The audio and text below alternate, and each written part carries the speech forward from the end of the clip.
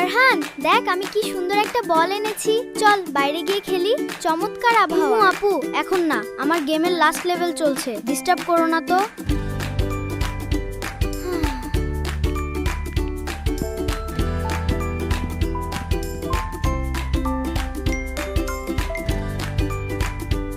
বাহ ফাতেমা, তোমার তৈরি করা খেলনা প্রাসাদটা তো চমৎকার হয়েছে। থ্যাংক ইউ বাবা। চলো আমরা সবাই মিলে প্রাসাদটা একটা লাল পতাকা লাগাই। ফারহান, ফোনটা রেখে এদিকে এসো বাবা। আমরা সবাই একসাথে খেলছি আর মজার আম খাচ্ছি। আর 1 মিনিট মা, আর মাত্র 1 মিনিট। ফারহান সামনে দেখো, সামনে।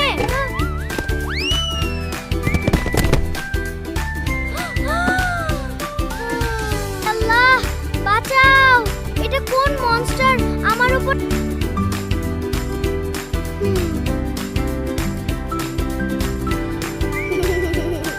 কোনো মনস্টার নয় ফারহান, এটা তোমার নরম টেডি বিয়ার। মোবাইলের স্ক্রিনে এত ডুব দিয়েছিলে যে সামনের পথটাই দেখতে পাওনি। তাছাড়া দেখো, সারাক্ষণ মোবাইল দেখার কারণে তোমার চোখ দুটো কেমন লাল হয়ে গেছে। কোনো ব্যাপার না আমাদের ভাইয়া, চলো আমরা প্রাসাদটা আরো বড় করি। আর এই নাও তোমার ভাগের মিষ্টি আম। আমি আর কখনো সারাদিন মোবাইল নিয়ে থাকবো না, আর পরিবারের সাথে খেলাই হচ্ছে আসল মজা।